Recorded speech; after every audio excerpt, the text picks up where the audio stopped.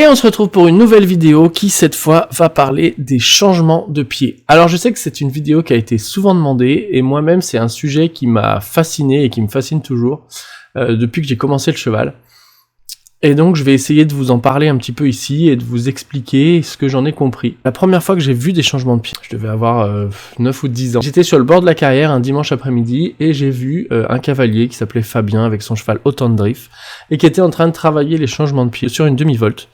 Donc il prenait la demi-volte, il faisait la diagonale, changement de pied, une autre demi-volte, diagonale, changement de pied. Et ça m'a scotché parce que c'était vraiment quelque chose qui était tellement fluide et en même temps ça avait l'air tellement compliqué. Et à partir de là, c'est là qu'a commencé ma recherche, en tout cas du changement de pied, et je voulais réussir à faire des changements de pied. La première fois que j'en ai parlé à ma monitrice d'équitation, c'était bien plus tard. Je devais avoir mon galop 4 ou 5, et puis donc je suis allé la voir, et puis je lui ai dit, bah voilà, j'aimerais savoir comment on fait les changements de pied. Sachant que j'avais pas du tout le niveau, mais à ce moment-là, on ne sait pas qu'on n'a pas le niveau. Et donc là, j'ai vu le vide dans son regard, le même vide que doit avoir un prof de peinture quand vous arrivez au premier cours de peinture de l'année. Première chose que vous lui dites, c'est voilà, moi j'aimerais apprendre à peindre la Joconde. Ok, mais t'es capable de faire quoi en peinture? Et vous lui montrez ça.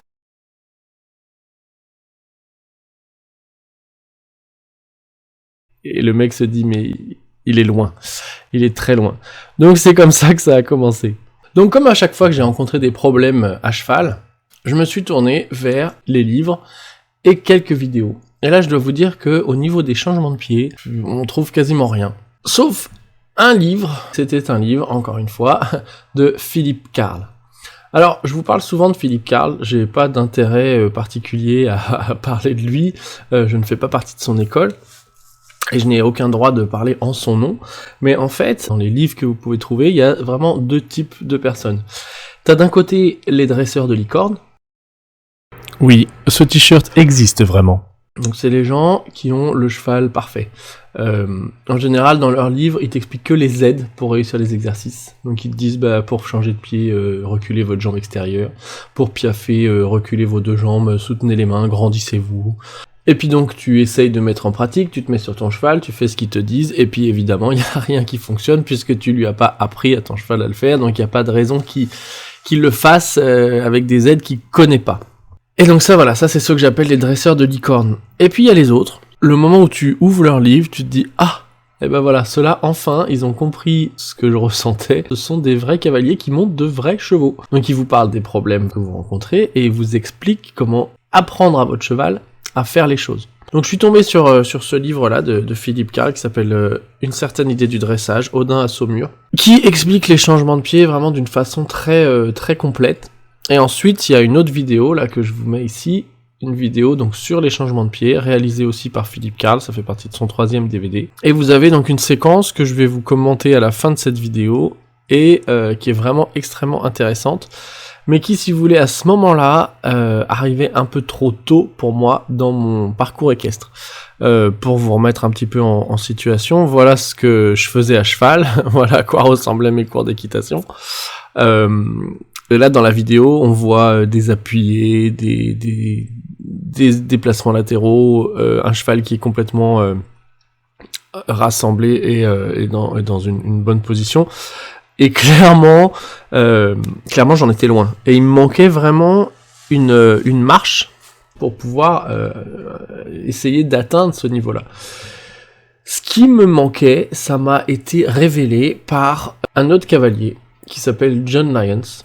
Donc à ce moment-là, je pensais au changement de pied, j'aurais aimé savoir comment les faire, mais ce qui était le plus embêtant pour moi, c'est que j'étais incapable d'avoir un cheval souple, d'avoir un cheval léger, j'avais toujours des chevaux qui étaient lourds dans la bouche, la tête en l'air, qui travaillaient pas dans le bon sens, et si vous voulez, je me disais, mais je peux pas aller vers les changements de pied si déjà je suis pas capable de mettre mon cheval dans une forme qui lui permette au moins de le dresser. J'ai assisté à une démonstration sur 2 jours où John Lyons était venu en France. Et pendant ces 2 jours, il a travaillé une jument, donc qui est arrivée, une jument de CSO, donc exactement comme les chevaux que je montais à ce moment-là. Très crispée, très contractée.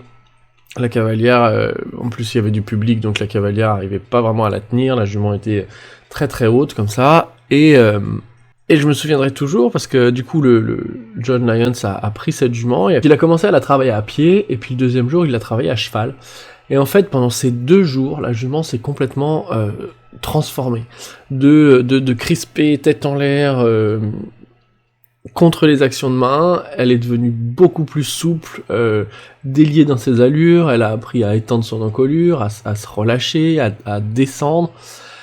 Et tout ça en 2 jours sous mes yeux, et en plus avec des exercices qui paraissaient pas du tout très compliqués. C'était pas compliqué à comprendre en tout cas. Si bien que j'ai même pu les refaire après et réussir à avoir mes premiers résultats. À partir de ces 2 jours, je me suis dit voilà, là ça c'est ça qu'il me faut. J'ai besoin d'apprendre cette façon de faire là, et c'est ce qui m'a décidé à partir pour les États-Unis et à me former dans la méthode Lyons et dans le dressage des chevaux. Nous voilà en 2010 et j'arrive aux États-Unis pour suivre le programme de formation Lyons avec le fils de John Lyons, Josh.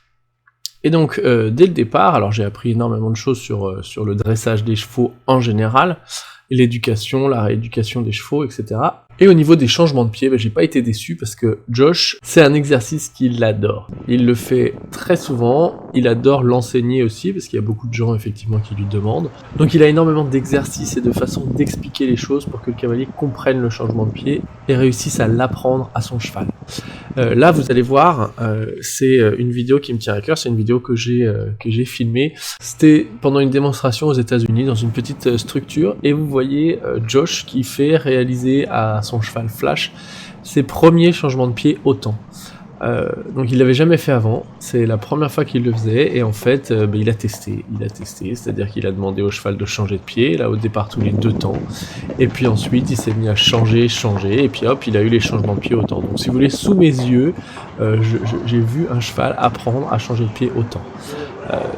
Et puis il y avait des tas de fois où il montait et puis que voilà il faisait des changements de pied avec ou sans bride d'ailleurs, vous allez voir ici qu'il peut aussi les faire sans bride.